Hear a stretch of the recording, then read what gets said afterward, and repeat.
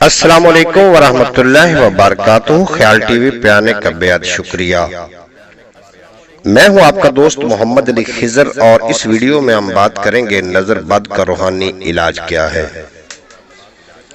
حضرت جعفر رضی اللہ تعالی عنہ سے روایت ہے کہ نبی اکرم صلی اللہ علیہ وآلہ وسلم نے ارشاد فرمایا کہ نظر بد آدمی کو قبر میں اور اونٹ کو ہنڈیا میں پہنچا دیتی ہے۔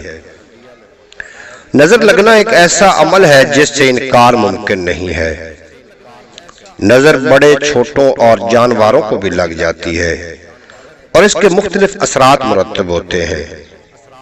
مثلا یہ کہ کسی لڑکی کو نظر لگ گئی اور اس کی شادی میں بندش ہو گئی، اور اگر کسی مرد کو نظر لگ جائے اور اس کا دماغ متاثر ہو جائے اور سوچنے سمجھنے کی صلاحیت کم ہو جائے اور اس کے عام زندگی کے معمولات میں خلل واقع ہو جائے۔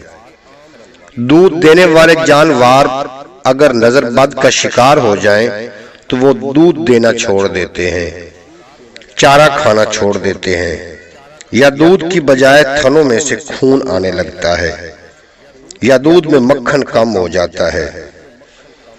ایسی صورت میں کہ لڑکیوں کے رشتے آتے ہوں اور نظر بد کی وجہ سے طے نہ ہو پاتے ہوں، تو لڑکی کی والدہ یا خود لڑکی الحمد شریف اس طرح پڑھے کہ جب ایاک نعبد و ایاک نستعین پر پہنچے تو اس آیت کو 11 بار پڑھ کر سورت پوری کرے اور پانی پر دم کرے۔ اسی طرح 11 بار یہ سورت پڑھے اور ہر بار پانی پر دم کرے، اور یہ پانی 3 گھونٹ میں لڑکی کو پلا دیا جائے یا لڑکی خود عمل کر کے پی لے۔